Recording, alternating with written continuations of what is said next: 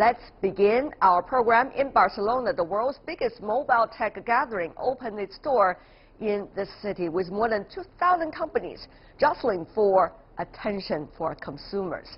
5G networks and artificial intelligence are the main focus for this year's Mobile World Congress. Take a look at this.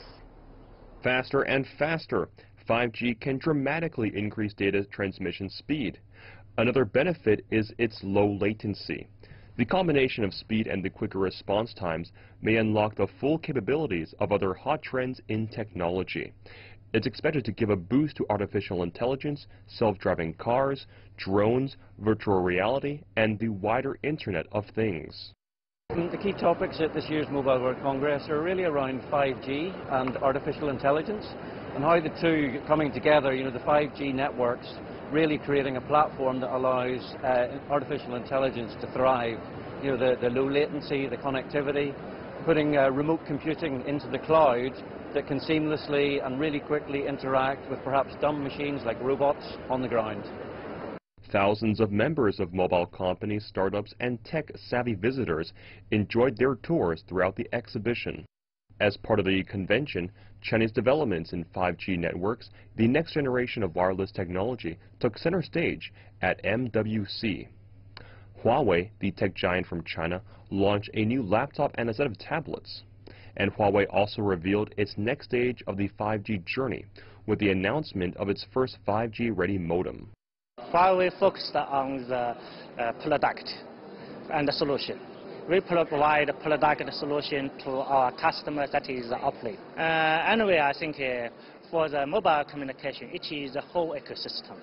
I do believe that not only Huawei, but also Ericsson and Nokia, they will also provide such kind of equipment.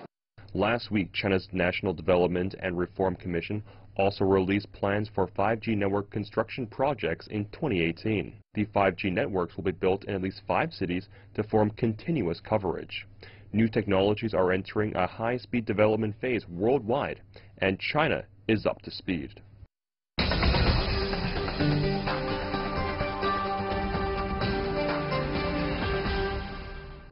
For more on this year's Mobile World Congress and the 5G technology coming your way, we are joining in our Beijing studio Andy Mok, who is the founder of Repagoda Resources, provides professional services for startups in China. Welcome.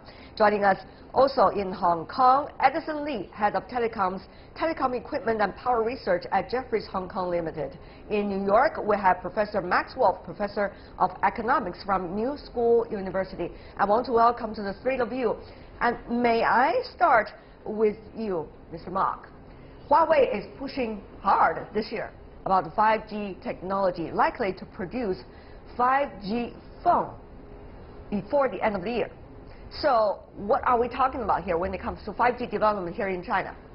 Well, I think it's a very exciting time for Huawei and for China, not just because Huawei's announced a 5G phone, which is a consumer device, but I think we also need to recognize that Huawei is the largest telecommunications equipment company in the world, and they conduct R&D in every part of the 5G value chain. So I think that they're very well positioned to play a leadership role globally, well, in China and globally, in the coming 5G revolution. That is in China. Of course, Huawei, together with some of the others, are also trying to play that big role there. But not only China, Mr. Lee, since you're doing research about the telecommunication field, let me ask you, Japan, South Korea, United States, and China, 4 leading players apparently in the world about 5G technology. How are we going to do the comparison? I think that these countries are definitely at the forefront of trying to roll out 5G services as soon as possible. However, I think China is different from the rest in the sense that China will not only be rolling out the service, building the network, but they will also have among the biggest companies that will be making the equipment, not only for the network but also for the handsets. So I believe that China will be the only country in the world that will be both making the equipment and also be rolling out the service very aggressively, being among the first in the world. But we have to say, By the year 2020, it's very likely half of the population using 5G services, have access to it, will be Chinese. However, there will be a big chunk of Americans as well, according to the latest statistics. So let's go to Professor Wolf about the U.S. development. How open is it? Yeah, so I think we're going to be a little behind where we probably should be here in the U.S., and we're probably about 2 years from having major coverage from our large incumbent wireless players. That has a lot to do with them being fairly risk-averse and trying to figure out how to sustain some of the relatively more expensive data and voice packages around the world for their clients and not feeling that much pressure given how consolidated the industry is. So I think we will not be first to the market, but we'll be big in the market. And I would remind everyone that we'll talk about smartphones all the time, and it's Mobile World Congress, it makes sense, but the Internet of Things hangs in the balance too, and when 5G is 100 times the speed of 4G, it has implications for self-driving cars and smart devices far and beyond just a smartphone. Oh my God, you are talking about something really fascinating. 5G certainly is going to be very different from 4G, and certainly a big notch up, shall we say. Download a high-definition movie, 5 seconds on your smartphone, creating virtual reality videos at any moment. That's what we are talking about. Having driverless cars, very unlikely they're having any pumping into each other accidents. That's what we are talking about. And we are talking about the huge drones that is likely to take, you know, a big chunk of our lives that we could ever imagine. That is the fascinating things about it, Mr. Mark. But there's another side of it, that is the competition, which all of you have been talking about. How dirty now is this competition, both in terms of politics and in terms of market chunk? Well, I think it is very, very competitive because every company, every country sees the enormous economic potential that 5G offers. I think that being said, as our other guests also mentioned, I think that China is very well positioned to lead, and the U.S., for structural reasons, might be playing a little bit of catch-up. Countries like South Korea and Japan and companies there as well, the Samsungs, the other companies, might not have the same structural environment that will allow them to accelerate the development and the commercialization of many of these end-to-end Mr. applications. Mark, I have to question you about your answer, because in Pyeongchang, for example, during the Winter Olympic Games, you see South Korea trying to demonstrate the latest version they've got when it comes to 5G technologies, both hardware and software. In the arena, for example, 100 cameras catching the moment. If you have the 5G phone, you got the virtual reality replay of any moment over there. That's fascinating. And South Korea is small, relatively speaking, when it comes to geography compared to China. So is Japan. So it's much easier for these two countries to get the 5G network all played out throughout the country than China. Well, I think that's a good point, Tianwei, but these are pilot projects and they are more one-off. They're also consumer-facing. And as our guest also in the U.S. said, the real action is in the Internet of Things. So it's vehicle-to-vehicle communications, vehicle-to-infrastructure communications, it's telemedicine, the ability to do remote surgery. These are the more enterprise-facing ones that I think China has the system to develop and roll these things out in a mainstream way at scale. And that is the real that is the real opportunity over there, but will the others also catch the real opportunity? And can that be shared? Professor Wolf, we understand Huawei, for example, let's just throw in that example. With Verizon, with AT&T, it had some difficulties. Both companies withdrew from an earlier agreement for cooperation. So we do not know exactly what exactly is the reason for real, but what does it say about future cooperation possibilities among all when it comes to 5G? Professor Wolf. Yes, so it's a great point. I mean, look, there's two 5G markets that everyone is going to struggle for, whether those are some of the Nordic European countries that have done some interesting stuff too, or South Korea, Japan, China, US, which is both the internal market, of course, particularly in the United States and China, where it's very large, but also the export market, where the rest of the world will eventually buy these technologies, and it's a multi-billion or $100 billion question from whom. And I think part of the irony of the moment is the true Internet of Things and 5G requires global cooperation and sourcing across boundaries, both inside firms and what's called intra-firm trade and international trade, and the nasty sort of pre-trade war type rhetoric we've started to see from some folks here in Washington, D.C. particularly, is not good for that and will slow down the 5G arrival, particularly in those places that need a lot of component parts imported. And on that list of folks who will need the international cooperation to build a proper network is, of course, us here in the U.S. But Mr. Lee, I mean, when it comes to telecommunication issues, it has to be global because you want to, when you travel, you want to have your access to these networks all the time. You don't want to get it cut out once you step out of your country, which is people usually do now these days. They travel a lot. So, Mr. Lee, how do you see this quite divided kingdoms so far? Well, I think it is very important to recognize that 5G will be a single global standard. I think in cellular communications, we have never had a single global standard before.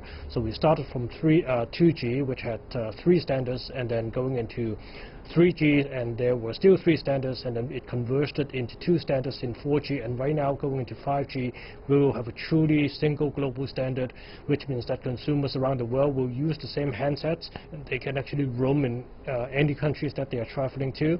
And I think this will also create a very big scale for the industry, which hopefully is going to help lower the cost of the network equipment and the handsets and the devices. Mr. Lee, I have to ask you about that. You said it is likely to be a unified standard.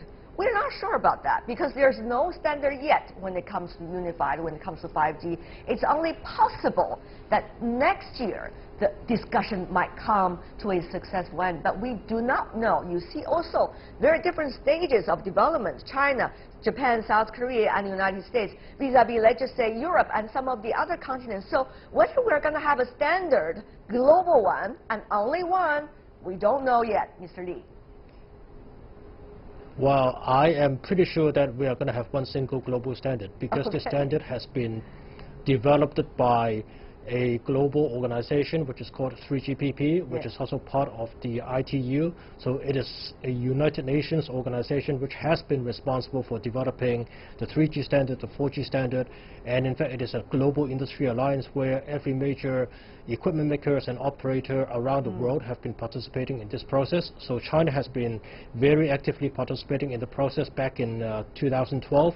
So it has been like a 5-6 year period already that a lot of work from various parts of the world and various operators and equipment makers have contributed to try to achieve the performance requirements set by this group and also contribute to various solutions. So that's why I think 5G is such a great opportunity, not only because of the features and the capabilities, but because of the fact that this will be a truly global, single global standard that we will be seeing for the first time in cellular communications. Right. Just for the reference of our audience, ITU stands for International Telecommunication Union. That is an organization right under the United Nations umbrella, and that's why we trust it to create the standard of 5G for global use. Having said that, though, we witnessed already on our screen earlier some of this smart hardware in a way. The hardwares are getting ever smarter. That's what those makers are promising us. But Professor Wolf, without the network improvements such as 5G, can we really make that big step forward, Professor Wolf? Not in a way that most people could appreciate or enjoy. So if you think of the new generation of chips, and we've seen some interesting AI-capable chipsets coming out recently from the likes of Google and Huawei and other groups around the world, Apple as well, Samsung pushing the envelope. But mostly what is smart now, where the computing power resides, is actually in the cloud. And in the decentralized moment, where a lot of computing power and storage is distributed, our ability to access literally our memories and our computer brains are only as good as the network because we're dialing in and dialing down and downloading from those centralized storage facilities and brains. So it's a little bit like asking how good your hands are if your heart or your head doesn't work, right? It's a body, it's integrated, and the nervous system that signals the different pieces of the body is increasingly these networks. And if the network is not good, then obviously the strength of the hands don't matter much without the brain to coordinate. Exactly. Having said that, though, Mr. Mark, you know, we have debates about this, and that debate has becoming increasingly stronger, which is because of the privacy issue, of the legal issue, labor issue, all related to the improvements of our technologies and the availability of AI, for example. But when it comes to 5G, a new set of issues will also arise as a result. When you have new technology, you have new issues. So, Mr. Mark, without handling the earlier set of issues well yet, can we handle what 5G would bring to us, Mr. Mark? Well, I think you're absolutely right, Tianwei, in that it's not just technology, and especially with 5G, there's a lot of attention paid to the speed of this new standard, but it's actually also latency, power usage, because when we think about IoT, it means that anything that can be connected to the internet will be connected. And I'll use healthcare as a quick example here.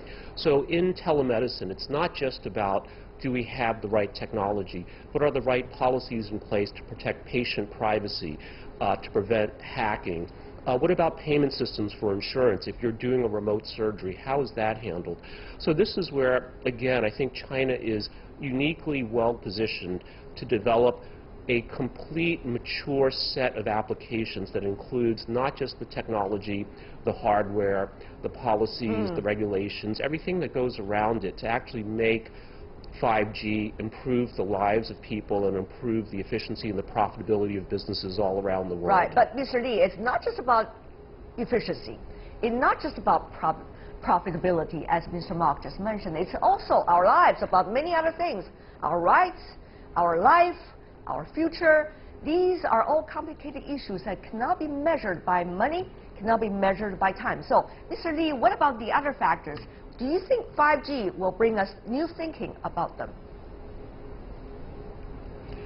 I think definitely that will be the case. 5G will be able to bring in new services, will be able to bring in new capabilities that were previously not available. I think when we thought about the migration from 2G to 3G, that actually made data transmission possible, and I think that during the 2G era, we would never have thought what could be doable when we had mobile data, and before we had smartphone, we would also not be able to think about what we could do with our phone, with this little device that we spend so much time on every day right now. So I think when 5G is going to come, it's going to change everybody's life. It's going to change the business model of every company, and it's going to change the way that the government is going to manage different industries as well. So that's why I think there are a lot of services and a lot of capabilities that we may not be able to think about right now, but when the technology is there, then there will be software developers, there will be companies, there will be entrepreneurs that will be able to think about how to develop new services to take advantage of that technological capabilities. Right. Hopefully the individuals as well, private citizens. Professor Wolf, before we go, we only have 1.5 minutes left. Help us understand what kind of picture are we looking at with the help of 5G getting access. We are getting access to it. Yeah, so I think you bring up a very good point, which is these are all tools, and tools are nested in a society with rules and politics and culture and economics and environmental issues, and those don't go away just because we have 5G. I would highlight 3 areas that I think will be profound. I think surveillance technologies are getting smarter and faster, and that what people once did, machines can do vis-a-vis surveillance, and that's going to make some uncomfortable but important conversations about keeping us safe versus keeping our privacy. Those will not go away. They'll probably get more pronounced. I think we're also going to see a next generation of automation, which is going to threaten certain kinds of employment, which are going to have real ramifications. And we're also going to see the ability to monitor the international flow of goods, and that's going to affect tax collection and the informal economies around the world. And in many of these more developed states, the United States, China, that we've been talking about, that's not a huge industry, but in some countries it's more than half of GDP. So I think there's going to be some big changes coming, and I think we are going to have to work those out separate and apart from the technology. a lot to expect, and yet a lot of issues are coming as a result of that too. Thank you so much, the three of you, helping us to unveil the secret world of 5G. Andy Mok, Edison Lee, Max Wolf. Really appreciate, gentlemen, for being with us. Thank you so much.